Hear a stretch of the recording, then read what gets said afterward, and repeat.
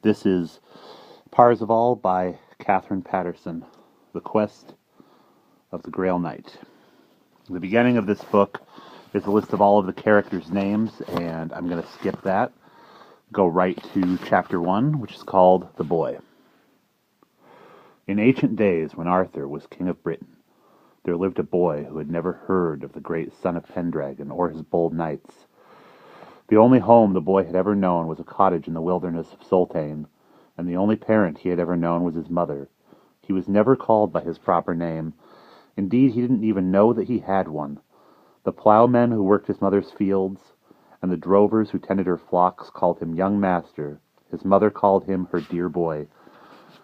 Strangers rarely came into the district, but when one happened by and asked him his name, he would say, "You may call me young master, or dear boy, or whatever you please." He was a happy child. He loved the forests where the birds sang, the streams where the fish jumped, and the fields where the golden grain danced. He did not desire the pomp of King Arthur's court because he had never dreamed it existed. He did not long for learning because he had never seen a book, and he never feared death because he had yet to hear of heaven or hell. He spent his days exploring the forests, fishing the streams, and making toys for his own amusement. When he was a little boy, he was content to devise whistles from reeds, and construct water mills for the stream. But as he grew older, he came to idolize the huntsman who brought rabbit and pheasant and venison for his mother's table. So he carved for himself a bow from yew wood, and sharpened sticks from an oak tree, to which he fastened feathers from the henyard. One day, crossing his mother's field, he came upon a flock of larks pecking seeds from the plowed ground. One bird rose high into the air, singing a song so beautiful that it pierced the boy's heart. Without thinking, he raised his bow and shot his arrow into the sky. The song ceased mid-note, and the singer dropped like a stone to the earth. When he saw that the arrow had killed the bird, the boy cried out and broke his crude bow over his knee. Indeed, for many days, whenever he heard the song of the lark, he burst into tears, remembering his thoughtless act. His mother was distraught. She could not bear for her child to be unhappy. She ordered her peasants to capture all the larks that came into her fields and wring their necks, so her son would not weep. But this only made the boy more unhappy still. "Why do you kill the little birds?" he asked his mother. "They've done nothing wrong." His mother relented. Kissing his hair, she said softly, "Who am I to go against his God? It is his will that the birds should sing for happiness." "Who is God, mother?" the boy asked. For his mother, thinking to leave her past unhappy life behind, had never told him of the Creator.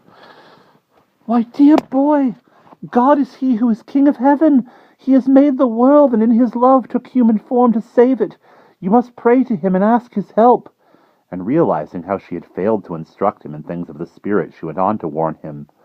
"There is another who is the Lord of hell. He is called the devil, and you must flee from him, for he is the father of treachery and despair." The boy took to his heart everything his mother taught him. He told the one called God how sorrowful he was for the death of the lark, and he made himself a javelin like those the peasants carried, so that if the devil should come his way, he would do battle with him. One bright day, he heard a thundering noise. The sky was clear, but the earth shook as though it were being beaten by storm. It was the devil for sure, he thought, and stood, javelin balanced, ready to hurl it at the dreadful foe. Before long there came into view 3 mighty war horses, their hooves hammering the path. Upon their broad backs rode 3 knights, their armor gleaming like stars fallen from the sky. The boy had never seen such a beautiful sight in his life. This surely was not the devil come into his wilderness. He threw himself face down upon the ground, blocking the path of the great horses. "If you be God," he cried, "be merciful to me." The startled knights jerked their reins and stopped their horses just short of the boy's body. "Fool!" they cried. "Do you want to be killed?" But the boy was not offended. "Tell me," he said, "are you the one called God?"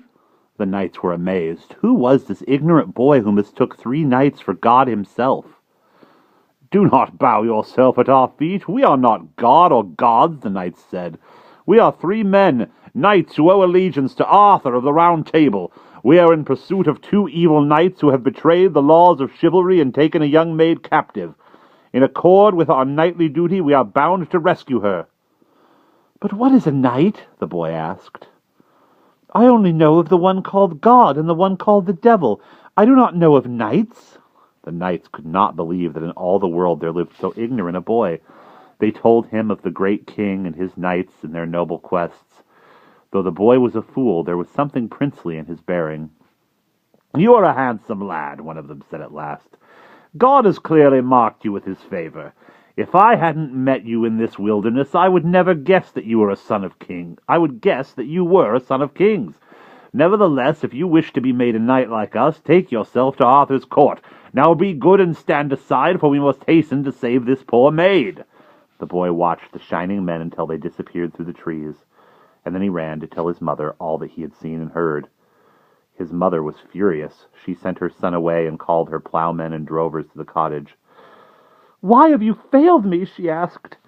"I told you when I came to this place that my son was never to hear the word knight, and you swore to me, every last man of you, on pain of death, that you would keep him in ignorance of the court of Arthur and of the life of chivalry." The peasants hung their heads in sorrow to see their lady so distraught, for they knew that the boy's mother was a queen and his father a king and a knight of Arthur's court.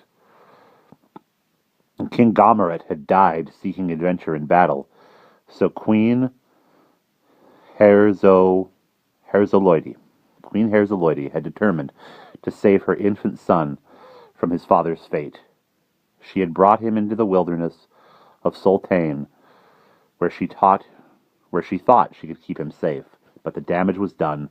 The boy was determined to go to Arthur's court and become one of the shining men. What could the queen do? She wished above all things to keep her son from harm.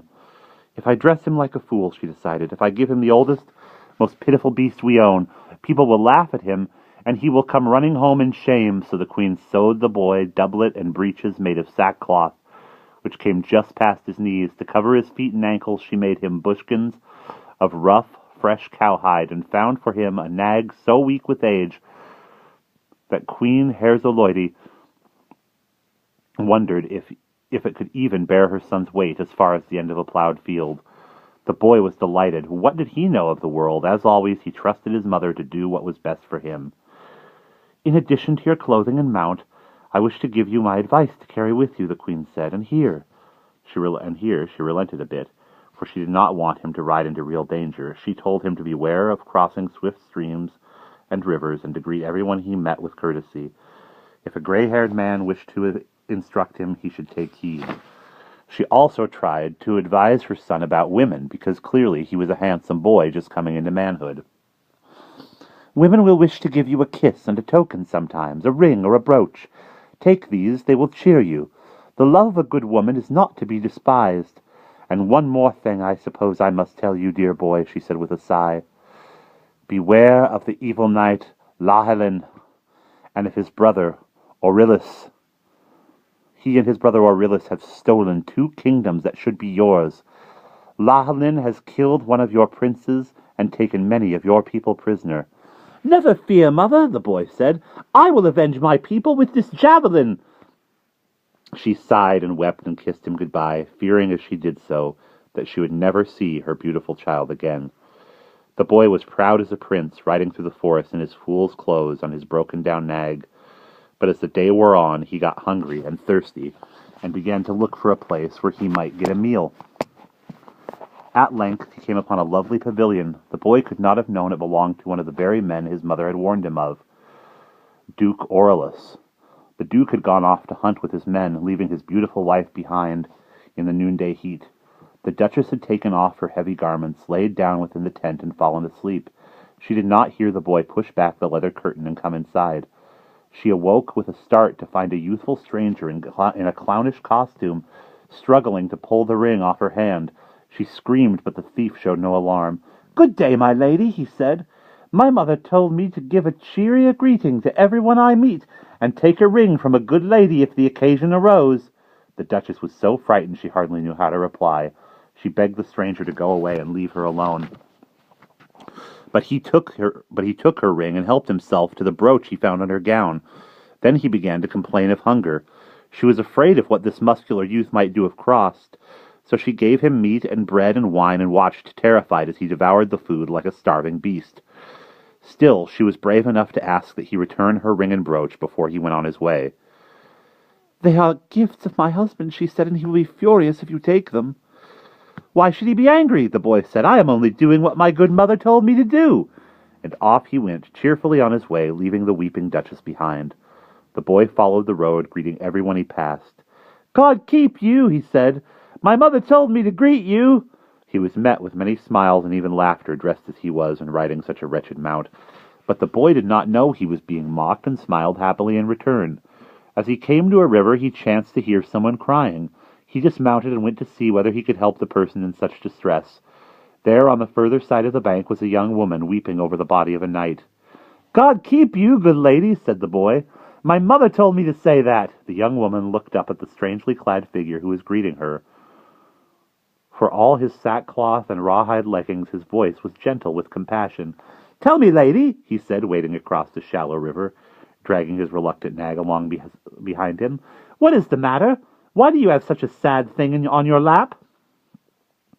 "This is the knight I loved more than life itself," the poor maid said, "and now he is mortally wounded." "He looks mortally dead to me," said the boy. "Was it a javelin harmed him? If so, I'd gladly ride out and avenge his death." The maiden was insulted that the boy should think her noble knight had been brought low by a peasant's dart. Only the coarsest of men would fight with a javelin.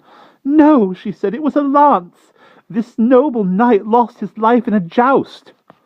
There was something about the rough boy that made the lady look at him more closely. She saw beneath his clothes, fit only for a buffoon, that he was truly well-formed and handsome, and there was something quite familiar in his features. "What is your name?" she asked him. "Oh," he said, "young master, or dear boy, or whatever you wish." "No," she said, "your true name is Parzival, which means pierced through the heart, because at your birth your noble mother's heart was truly pierced. I know these things, because your mother and mine are sisters. Your father was none other than Gomerette of Anjou, and through your mother and father you are heir to 3 kingdoms. But 2 brothers, Lahelin and Orelus, have done you wrong. They have stolen your lands, and Orelus has slain this knight whom I love." "I will take my javelin and avenge these wrongs," Parzival cried. "Just point me the way." But his cousin feared that the rash boy would get himself killed, so for the love of her aunt she sent him off in the opposite direction. And that is the end of the first chapter.